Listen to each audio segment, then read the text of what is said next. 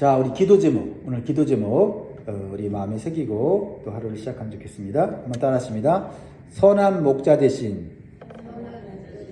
주님의 양이 되게 하시고 주님을 더욱 알아가고 사랑하는 복된 양이 되게 하소서. 아멘. 여러분, 우리의 주님이 선한 목자 되셔서 여러분의 모든 인생 가운데 함께 하시고 또 보호하시고 인도해 주시기를 주의 이름으로 축원드립니다. 자, 오늘 본문에서 예수님은 목자와 양의 비유를 통해서 자신이 선한 목자이신 것을 우리에게 가르쳐 주세요. 양의 생명과 안전은 오로지 목자에 달려 있어요. 양은 자신을 방어할 수 있는 능력이 없는 매우 무기력한 동물이에요. 그래서 목자가 누구냐에 따라서 그 양의 미래와 행복이 결정이 된다는 거예요. 예수님께서 왜 목자와 양의 비유를 우리에게 가르쳐 주십니까? 사람의 인생도 양과 같아요. 양과 같이 사람은 약하고 무기력하고 특별히 똑똑한 것 같지만 위기를 만나면 아무것도 할 수 없는 게 사람이거든요.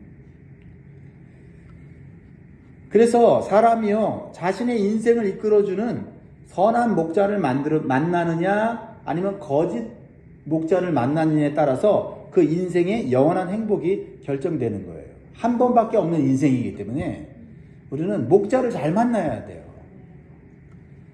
그리고 우리에게 주시는 첫 번째 교훈은 선한 목자 되신 예수님을 나의 목자로 모신 사람은 안전한 인생을 살아간다라는 것입니다. 예수님을 선한 목자로 알아볼 수 있는 그런 영적인 눈이 있기를 주의로 축복합니다. 그런 믿음을 가지시기를 바랍니다. 선한 목자의 특징은 양들을 위해서 목숨을 바칩니다. 그래서 양들의 생명을 보호해 주는 것이죠. 자, 11절 말씀입니다. 예수님 말씀하시죠. 나는 선한 목자라. 선한 목자는 양들을 위하여 목숨을 버리거니와. 누가 내 목숨을 위해서 목숨을 버리는 사람이 이 세상에 있습니까? 아무도 없어요.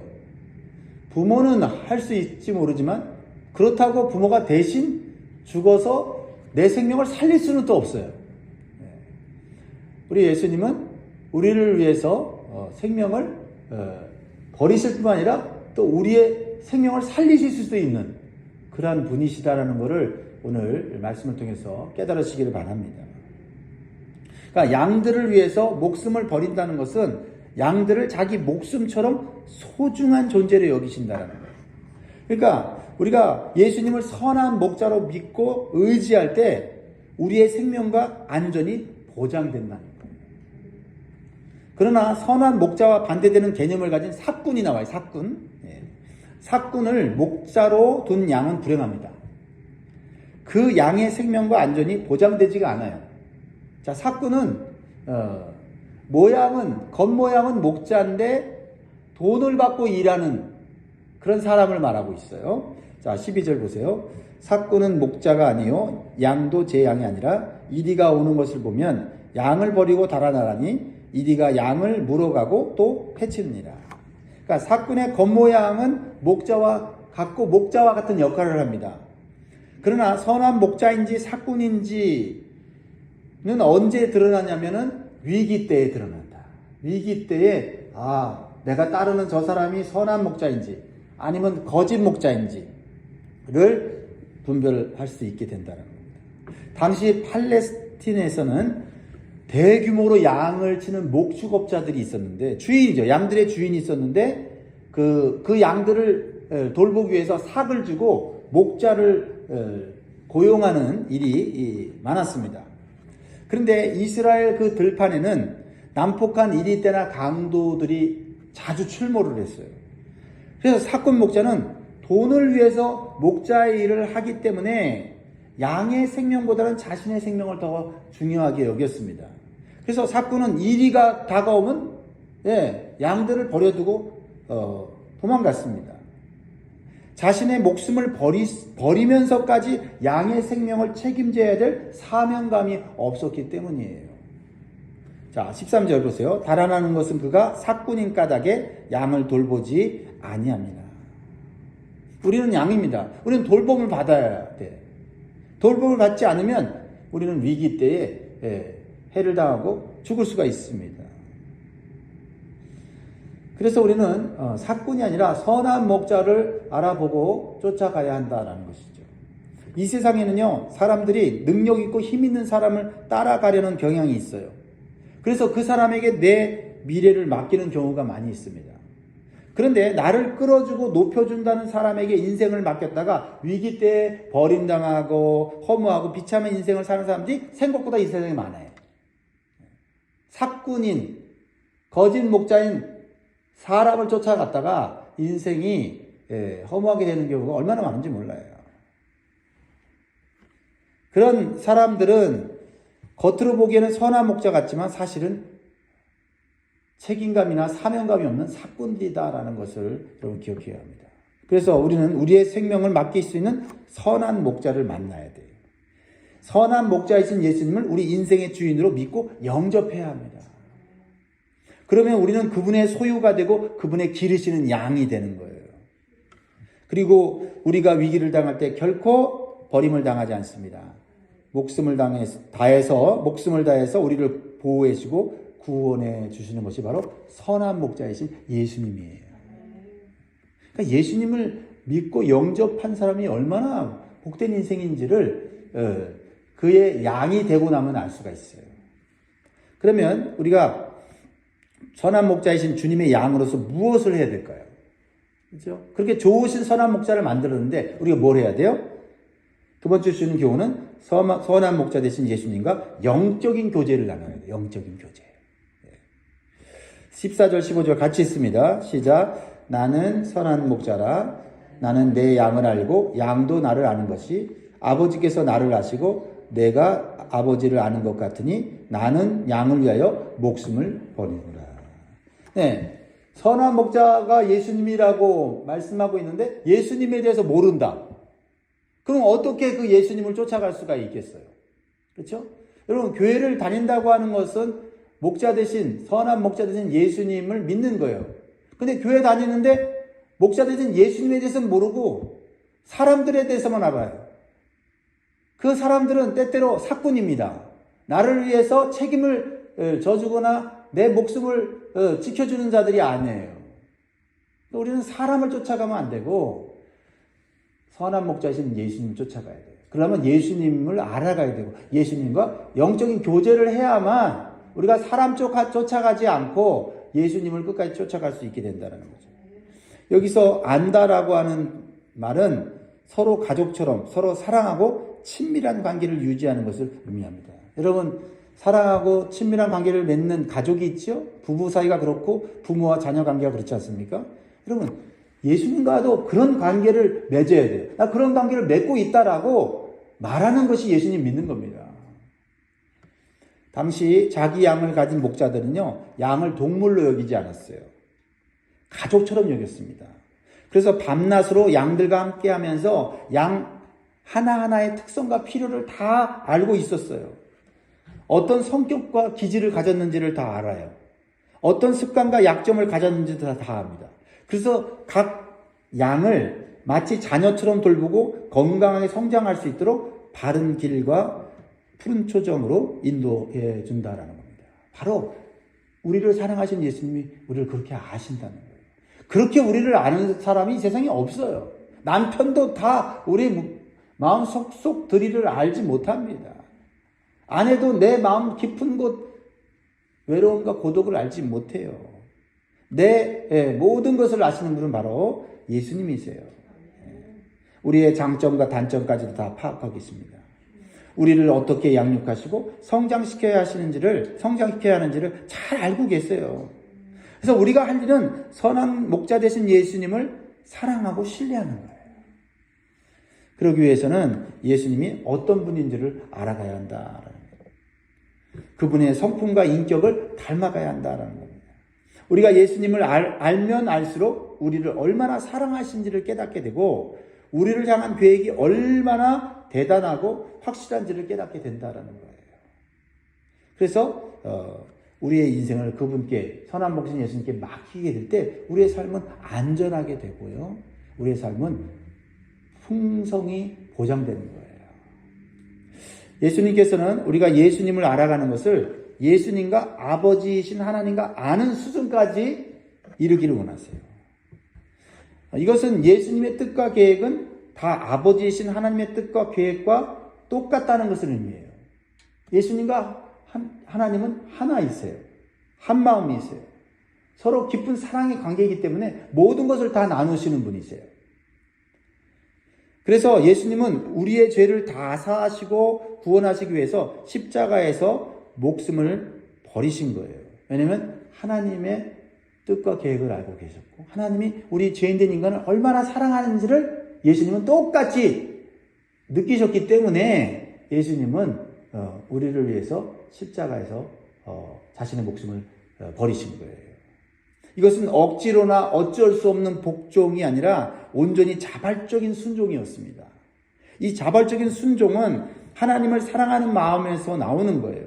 그래서 하나님과 예수님은 완전한 사랑의 관계가 되는 겁니다. 그 사랑의 관계를 우리는 예수님과 우리와의 관계로 만들어야 한다. 그래야만 그 사랑의 관계 속에서 나를 향한 하나님의 뜻과 계획을 알므로 우리의 인생이 풍요롭게 된다라는 거예요. 자, 17절 예수님이 이렇게 말씀하시죠. 같이 읽습니다. 시작. 내가 내 목숨을 버리는 것은 그것을 내가 다시 얻기 위함이니 이로 말미암아 아버지께서 나를 사랑하시느니라.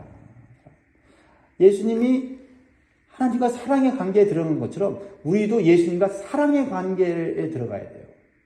단순히 믿는 관계가 아니라 그것을 뛰어넘는 사랑의 관계까지 갈 때 진정으로 선한 목자 되신 예수 그리스도의 보호와 은혜와 평강과 기쁨을 누리는 삶을 진짜 경험하게 되는 거예요.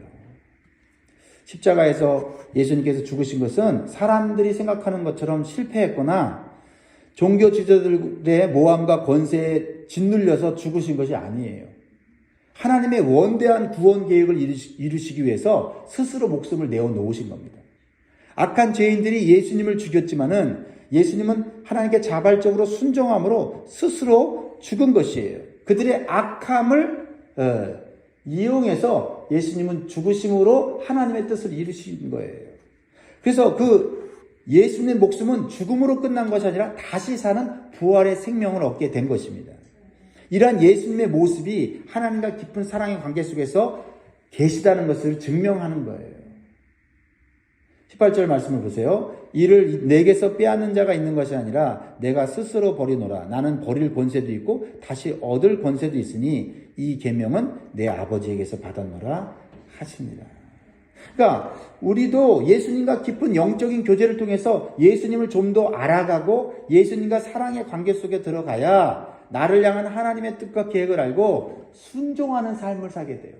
그 순종하는 삶이 우리의 생명을 안전하게 하고 우리의 삶을 풍요롭게 한다는 것을 깨닫게 된다. 체험하게 된다라는 거예요. 그래서 우리는 나만 또는 내 가족만 구원받고 영생을 얻는 기쁨을 취해서는 안 돼요. 예수님께서는 사랑받을 수 없는 죄인인 우리를 위해서 목숨을 바쳐 구원해 주신 것처럼 우리도 다른 사람들이 예수님의 사랑과 구원의 은총을 경험할 수 있도록 예수님처럼 섬겨야 한다는 거예요. 구원의 복음을 전하고 하나님의 사랑을 나누는 일을 해야 한다는 겁니다. 이것이 선한 목자 되신 예수님을 닮아가는 양의 모습이에요. 그러니까 여러분 선한 목자 되신 예수님이 나의 목자가 되시면 좋겠죠? 그분의 그 보호하심과 인도하심을 받으면 좋겠죠? 그렇다면 나도 예수님 닮은 양이 되어야 된다는 거예요. 그래서 예수님은 자신이 유대인들만을 위해서 오신 것이 아니라 이방인들을 위해서도 오셨다고 비유로 말씀하시는 거예요. 16절이에요. 16절. 이 말씀 속에서는 우리도 들어있어요. 우리도. 16절 시작. 또 우리의 들지 아니한 다른 양들이 내게 있어 내가 인도하여야 할 터이니 그들도 내 음성을 듣고 한 무리가 되어 한 목자에게 있으리라. 우리의 들지 아니한 다른 양들이 있다. 예수님은 유대인들을 위해서 이스라엘만을 위해서 오신 분이 아니에요. 비록 유대 땅에 유대인으로 오셨지만 예수님은 유대인을 뛰어넘어 이방인들, 모든 민족과 열방을 구원하시고자 하는 하나님의 사랑을 가지고 생명을 우리를 위해서 던지셨다라는 거예요. 그러니까 우리가 주님의 양이 되었다면, 주님의 양으로서 우리가 해야 할 일은 우리 밖에 있는 양들에게 관심을 가져야 한다는 거예요. 그게 주님의 양의 특징이에요. 내가 선한 목자이신 예수님을 만난 것처럼 다른 사람들도 예수님을 선한 목자로 만나도록 돕는 것이 예수님의 마음을 기쁘게 해드리는 거고, 예수님과 사랑 관계에 들어가는 거예요. 그리고 그것이 예수님을 사랑하는 증거가 된다라는 겁니다. 그러니까 예수님의 대속의 죽으심은 결코 내 주변에 있는 몇몇 사람들을 위한 것이 아닙니다. 모든 민족과 열방을 위한 것입니다. 그래서 우리는 양으로서 양을 낳는 일에 힘을 써야 돼요. 양은 뭐 해야 돼요? 또 양을 낳아야 되죠. 나만 잘 먹고 토실토실 살찌고 즐겁게 지내는 그것은 주님의 양은 아니에요. 주님의 양은 또 다른 양을 낳음으로써 섬기고 양육하고, 그래서 하나님의 사랑 가운데에서 풍성한 은혜를 경험하도록 하는 거예요. 그러니까 주님의 양을 낳는 것은 영혼 구원이고, 주님의 양된 자들이 성장하도록 돕는 것은 영적 성장인 것입니다. 그러니까 우리의 삶의 목표가 뭐가 돼야 돼요? 따라합니다. 영혼 구원과 영적 성장. 예, 우리가 예수님 믿고 구원받았고 선한 목자 되신 예수님의 은혜를 받아서 우리가 생명이 보장되고 풍요로운 삶이 보장됐다면, 우리가 해야 될 일은 영혼 구원과 영적 성장에 동참하는 거예요. 우리의 삶의 목적과 목표가 분명할 때 우리는 선한 목자 되신 예수님과 같은 길을 가는 것이고, 예수님의 보호하심과 도우심과 인도하심을 영원토록 누리는 복을 우리가 누리게 되는 것입니다. 여러분, 이제 예수님께서 선한 목자 되신 것을 선포하자 유대인들은 둘로 갈라져요. 예수님을 믿고 따르려는 자들과 예수님을 배척하고 거부하는 자들로 나뉘어집니다. 이것은 예수님에 대한 믿음의 반응이 영생의 길과 심판의 길을 나뉜다는 것을 보여주고 있어요. 여러분, 예수님을 선한 목자로 받아들이느냐, 아니면 다른 존재를 목자로 받아들이냐에 따라서 우리의 인생의 미래가, 운명이 달라지는 거예요. 사랑하는 성도 여러분, 지금 나는 내 인생을 선한 목자이신 예수님께 맡겼는지, 아니면 세상의 사꾼들에게 내 인생을 맡겼는지를 다시 한번 점검하고 살펴볼 수 있기를 바랍니다. 그리고 우리가 예수님을 선한 목자로 모시기로 믿음으로 결단했다면, 이제 주님을 더 알아가고 주님을 더욱 사랑하고 주님을 닮아가는 복된 삶을 사시기를 주의 이름으로 축원드립니다. 기도하겠습니다.